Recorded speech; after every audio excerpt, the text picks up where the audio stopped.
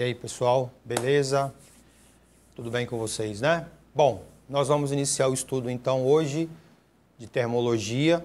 Ó, termo vem de temperatura, logia, estudo. Então, termologia é o estudo da temperatura. Então, o que nós vamos estudar inicialmente é a temperatura. E o que a temperatura, a grandeza temperatura faz? Ela foi desenvolvida para quê? Veja bem, os cientistas olharam para o átomo e o que eles observaram do átomo. Então, aqui está a representação do átomo, tá? Você tem o núcleo, você tem aqui a eletrosfera, onde os elétrons ficam girando ali em torno. Eu coloquei só 3 órbitas, mas existem várias outras órbitas aí. E o que os caras observaram? Eles observaram que os elétrons eles estavam girando aqui em volta do núcleo. E esse núcleo, esse núcleo ele não ficava parado aqui. Com os elétrons orbitando em volta dele, eles perceberam que o núcleo ele ficava se movimentando. O núcleo tinha hora que ele subia um pouquinho, tinha hora que ele vinha para a direita, para a esquerda, para frente, para trás. Então, o núcleo do átomo ele não é estático, ele fica movimentando. E se o núcleo se movimenta, todo o átomo vai se movimentar. Independente se o átomo está sozinho ou se ele está dentro de uma estrutura, por exemplo, dentro de uma barra de ferro, dentro de uma barra de cobre ou de uma barra de alumínio. O átomo, como um todo, ele fica vibrando tridimensionalmente. Vai para frente, vai para trás, para cima, para baixo, para um lado, para o outro, na diagonal. Ou seja, ele tem um movimento de oscilação em torno de um ponto central ali. A primeira coisa que eles observaram foi isso. E esse movimento era devido à translação ali dos elétrons em torno dele. E o que eles perceberam também foi que na hora que eles forneciam energia térmica para esses elétrons, o que acontecia? A velocidade de translação desses elétrons aumentava. Então você imagina que aqui a minha mão fechada é o núcleo. O elétron estava se movimentando com essa velocidade. Quando ele recebeu energia, ele passou a se movimentar com maior velocidade. Todos eles passaram a se movimentar com maior velocidade. E o que os cientistas perceberam? Que o movimento de oscilação do núcleo, ele aumentava também, proporcionalmente. À medida que os elétrons giravam com maior velocidade, o núcleo acabava oscilando também com maior velocidade. E aí, o núcleo vibrando, o átomo todo faz, né? Então, todo esse conjunto aqui, ele fica vibrando ali em torno de uma posição central. A essa vibração, devido à energia térmica, deu-se o nome de temperatura. Ou seja, temperatura é a grandeza que trata ou que representa o grau de agitação dos átomos ou das moléculas que compõem um corpo. Isso significa o seguinte, gente. Dizer que a temperatura de um corpo é alta não significa dizer que ele está quente, ou a temperatura de um corpo está baixo, então ele está frio. A temperatura não é para isso. A temperatura, o objetivo dela é dizer o seguinte: quando a temperatura de um corpo está alta, o que eu posso afirmar é o átomo ou a molécula daquele corpo tem um alto grau de vibração. Dizer que a temperatura está baixa é dizer que o átomo ou molécula daquele corpo está com um baixo grau de vibração. Porque a temperatura ela foi pensada para tratar desse assunto, do grau de agitação de átomos ou moléculas. Isso quer dizer que se perguntar para você o que significa dizer que a temperatura de um corpo A é maior que a temperatura de um corpo B. É dizer que A está mais quente do que B. Não. Dizer que a temperatura de um corpo A é maior do que a temperatura de um corpo B é dizer que o grau de agitação de átomos e moléculas do corpo A está maior do que o grau de agitação de átomos e moléculas do corpo B. É isso que serve a temperatura, tá? Bom, cria-se uma grandeza e eu preciso quantificar essa grandeza, eu preciso dar um número para ela. E aí apareceram várias formas de se representar esse maior grau e esse menor grau de vibração dos átomos e moléculas, que o pessoal chamou de escala termométrica. Por quê, gente? Na física, eu preciso qualificar. O que é qualificar? Dar uma definição e eu preciso quantificar, eu preciso dar um número para representar, para eu saber se está alto, se está baixo, se tem muito, se tem pouco. Então eu preciso de um número para isso, né?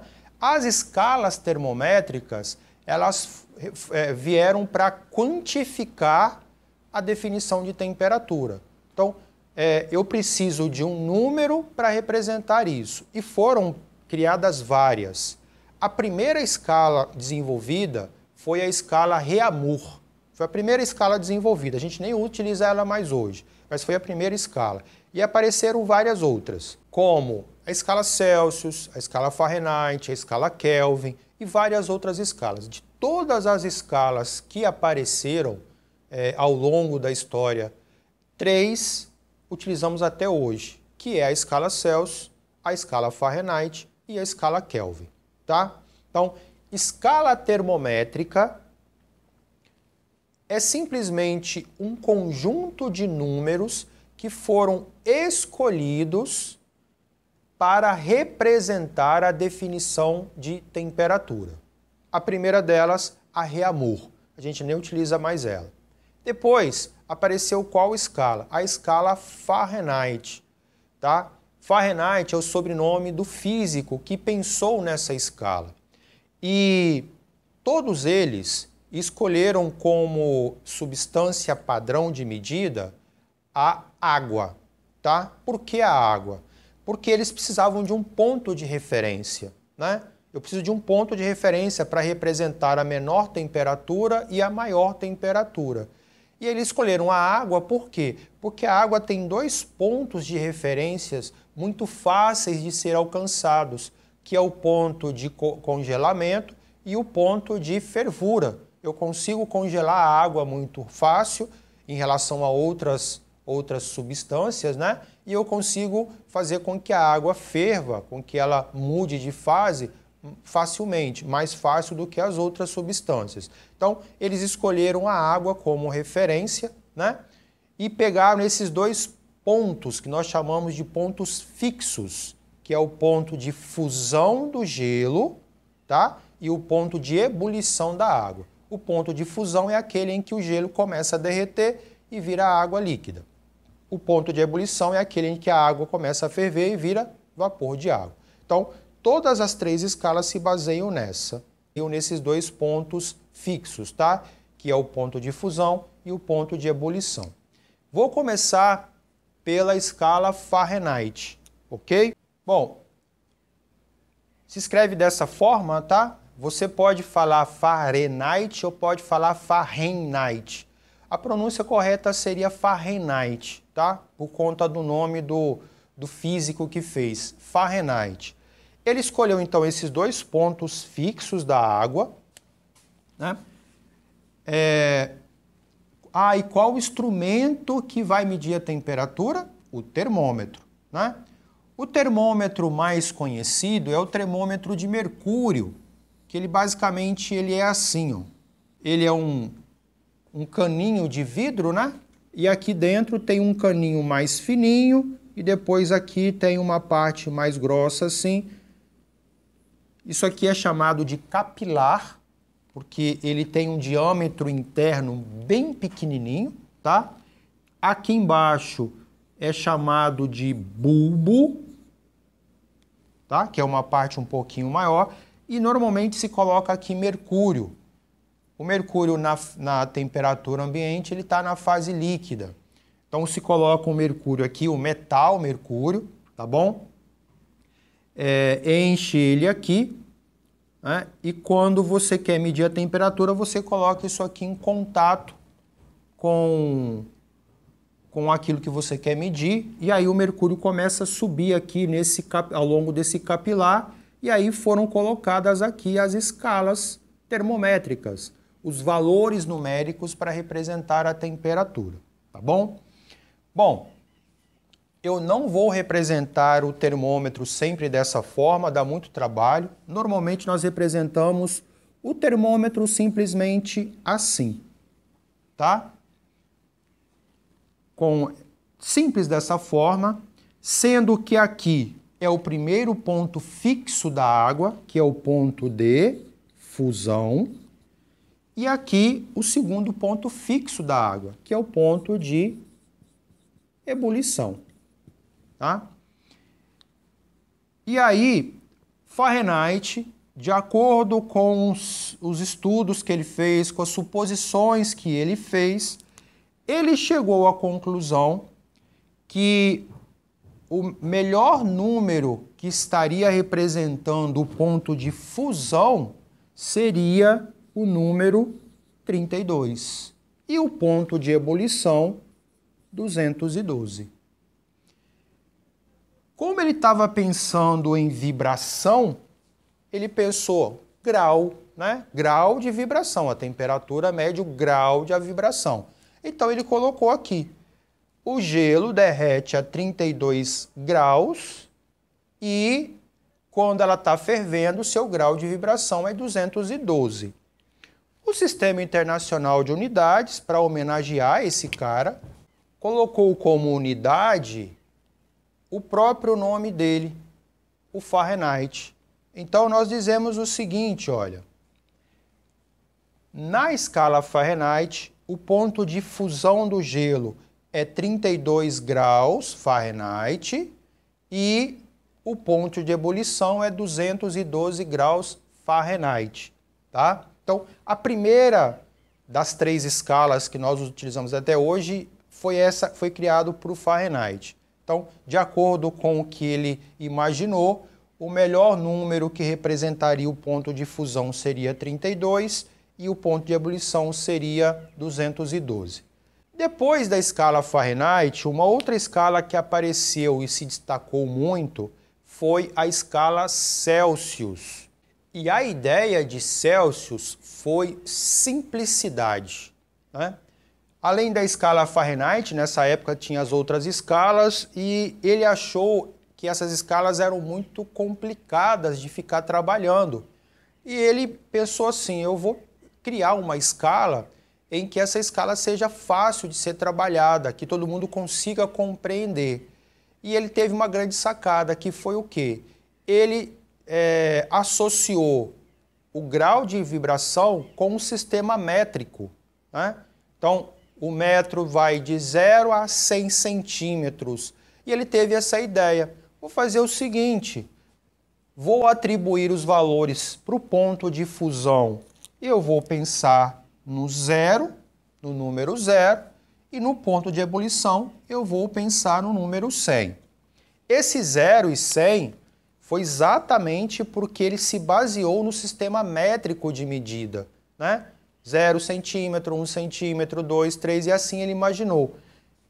Quando o gelo está derretendo ou quando a água congela, porque ele pensou assim, ó, está vibrando, eu estou tirando a energia dela, aí na hora que congelava, o átomo parava de vibrar, ou seja, ele tinha um grau 0 de vibração. E se eu começasse a aquecer a água, quando ela começasse a ferver, ela tinha 100 graus de vibração.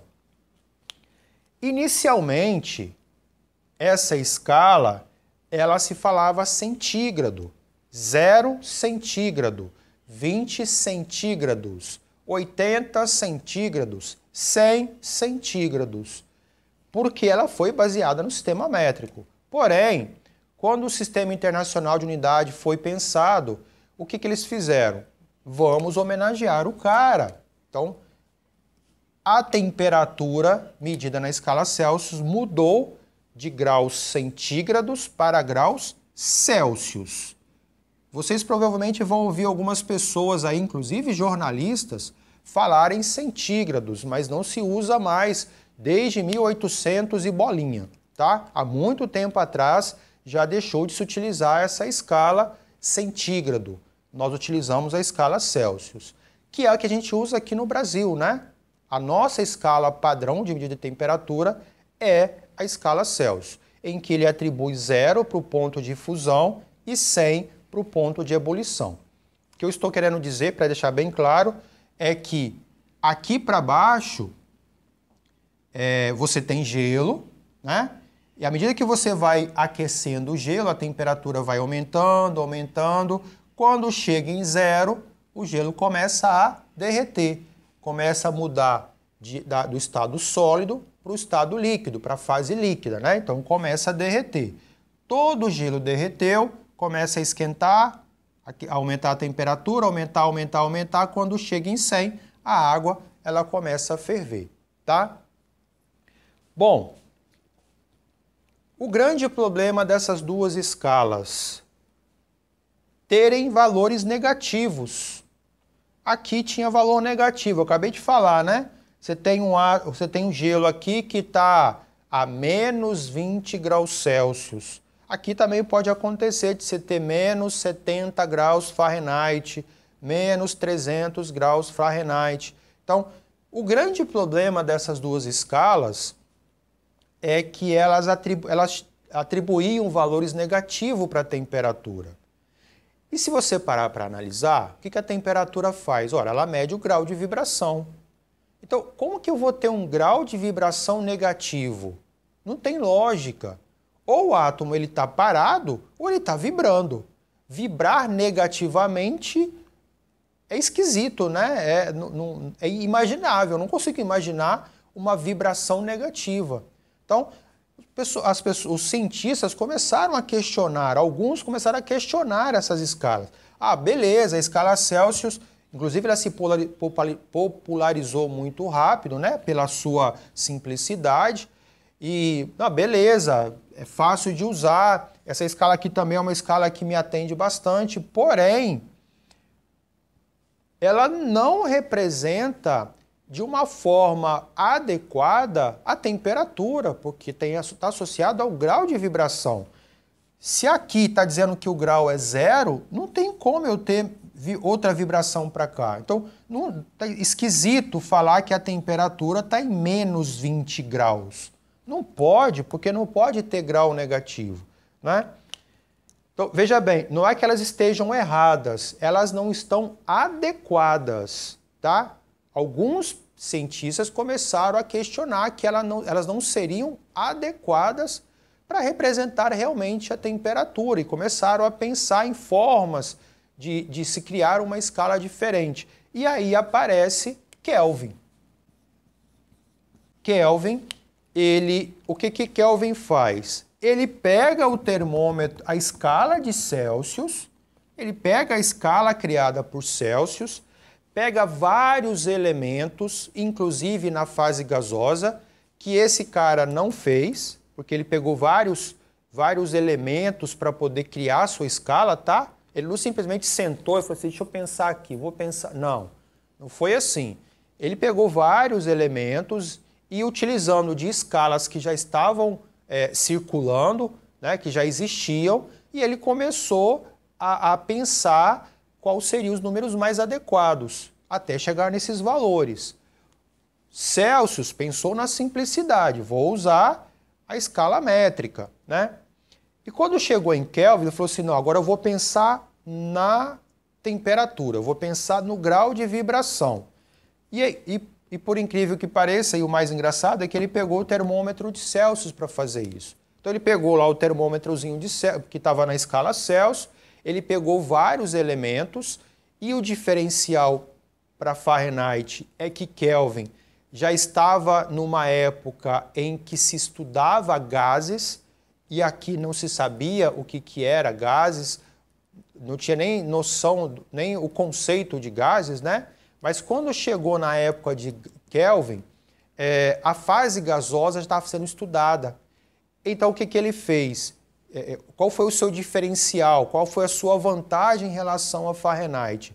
Ele ter a substância na fase gasosa para poder determinar a temperatura, tá?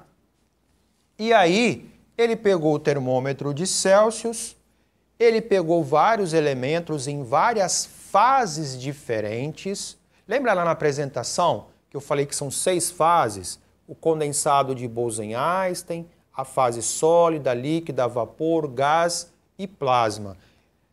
Com Kelvin estava no gás, então eles já tinham ali essas fases chegando no gás. O condensado de Bose-Einstein não, tá? Porque ele apareceu depois. Mas já tinham essas 4 fases, né?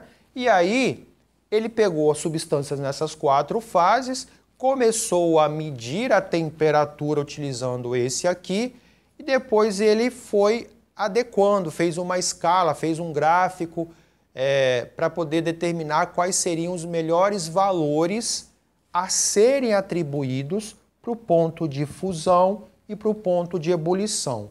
E os valores que ele chegou foi 273,15 e 373,15.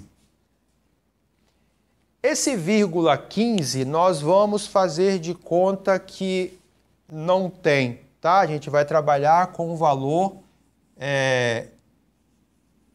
arredondado, 273 e 373, tá? Eu gosto sempre de colocar ali, porque se por acaso vocês virem num livro ou num documentário ou algum vídeo falando 273,15, é porque o correto é esse.